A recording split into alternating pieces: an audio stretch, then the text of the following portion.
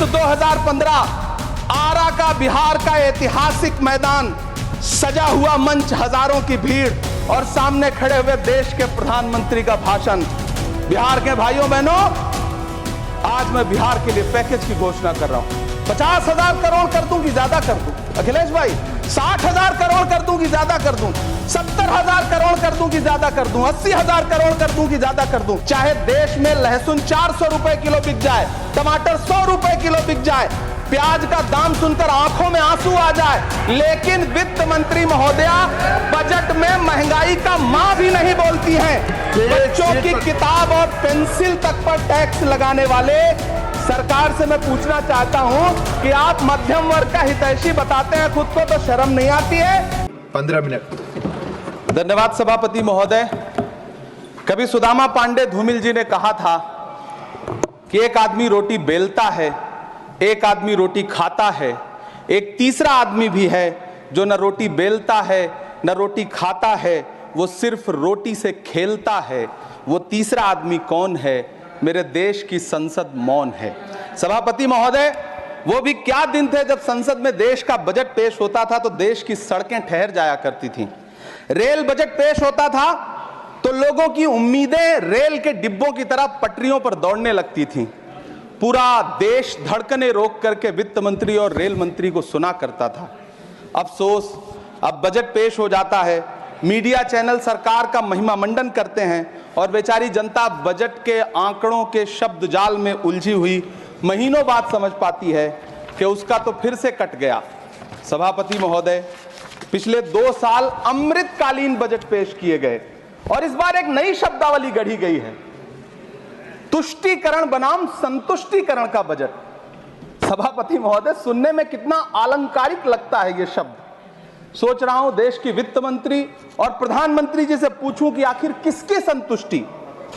जिस बजट में मनरेगा के लिए 1 रुपए की बढ़ोतरी ना हो, वही पुराना 86,000 करोड़, जबकि पहले ही 9,754 करोड़ का घाटा हो, जिस मनरेगा से करोड़ों मजदूरों के घर में चूल्हा जलता हो, उस मनरेगा में काम करने वाले गरीब मजदूरों के लिए अगर आपके खजाने से 1 रुपया भी इजाफी नहीं निकल सका तो भला कौन संतुष्ट हुआ साहब? इस देश का गरीब मजदूर या आपके उद्योगपति दोस्त?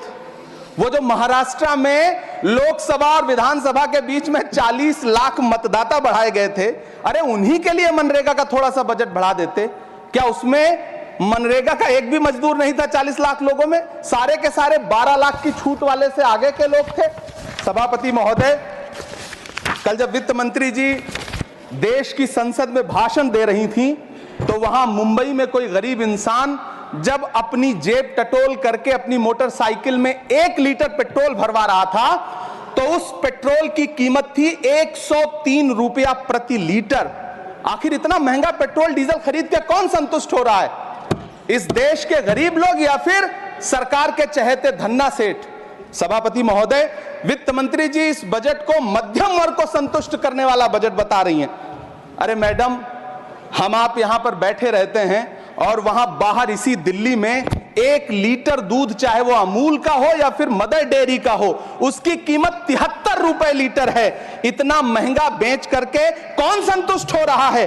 गरीब जनता या आपके धन्ना सेठ दोस्त? सभापति महोदय, इस सरकार का बाजार और महंगाई पर कोई नियंत्रण नहीं रह गया है।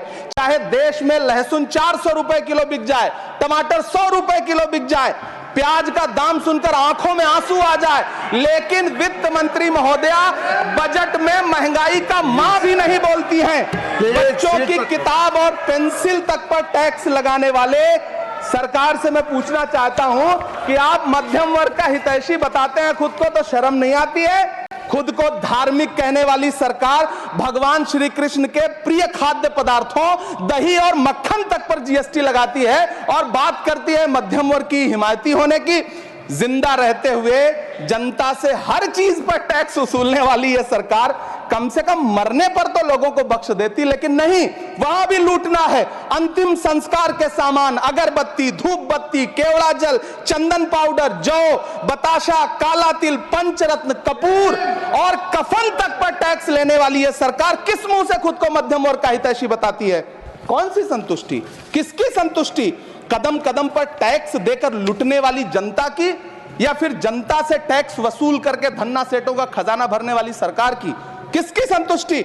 सभापति महोदय, 18 अगस्त 2015 आरा का बिहार का ऐतिहासिक मैदान, सजा हुआ मंच, हजारों की भीड़ और सामने खड़े हुए देश के प्रधानमंत्री का भाषण।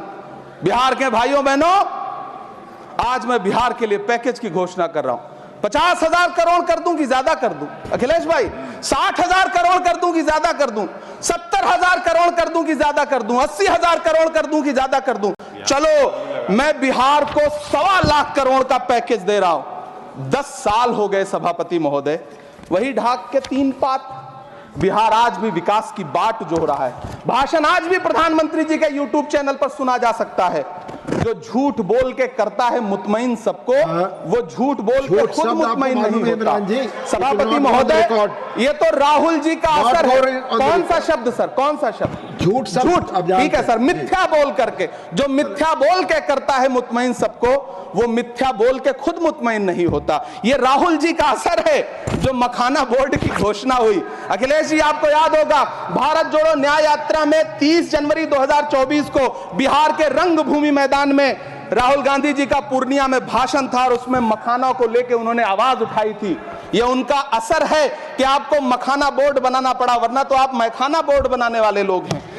सभापति महोदय, बिहार को झूठे पैकेज और चुनावी दिलासे देना बंद करिए। आज भी जब कोसी में बाढ़ आती है तो पूरा सीमांचल बर्बाद हो जाता है। मैंने उस तबाही को अपनी आंखों से देखा है। 2016-17 की बाढ़ में अपने इन्हीं हाथों से राहत सामग्री बांटी है मैंने। अगर सच में बिहार के लिए कुछ करना चाहते हैं तो बिहार को बाढ़ से बचाने का प्रबंध करिए। पूर्णिया एयरपोर्ट 10 साल से बाट जो रहा है, घोषणा 2014 में हुई, बन के आज तक तैयार नहीं हुआ। अलीगढ़ मुस्लिम विश्वविद्यालय का किशनगंज सेंटर बजट के अभाव में दम तोड़ता जा रहा है। मैंने पिछले बजट सत्र में भी आवाज उठाई थी। आज फिर वित्त मंत्री जी से अनुरोध करना चाहता हूं, दामन फैला करके, कि अलीगढ़ मुस्लिम विश्वविद्यालय का किशनगंज सेंटर बन जाने दीजिए। आखिर कौन सी नफरत है? यह मुल्क हमारा भी है। इस मुल्क की मिट्टी में हमारा भी खून पसीना शामिल है। हमसे इतनी भी क्या नफरत? रिश्तों की ये नाजुक डोरें तोड़ी थोड़ी जाती हैं। अपनी आंखें दुखती हो तो फोड़ी थोड़ी जाती हैं। सभापति महोदय, अल्पसंख्यक मंत्रालय का बजट काटकर मौलाना आजाद नेशनल फेलोशिप बंद कर देना, प्री मैट्रिक स्कॉलरशिप बंद कर देना, नई मंजिल योजना बंद करना, धरोहर योजना बंद करना। 2024-25 के बजट में माइनॉरिटी मिनिस्ट्री के लिए 3,183 करोड़ रुपए की घोषणा हुई, लेकिन देश को हैरत होगी कि बाद में समीक्षा करके लगभग आधा कर दिया गया, 1,868 करोड़ रुपए। मैं तो सरकार से पूछना है कि कौन संतुष्ट हुआ? इस देश का अल्पसंख्यक संतुष्ट हुआ या आप संतुष्ट हुए?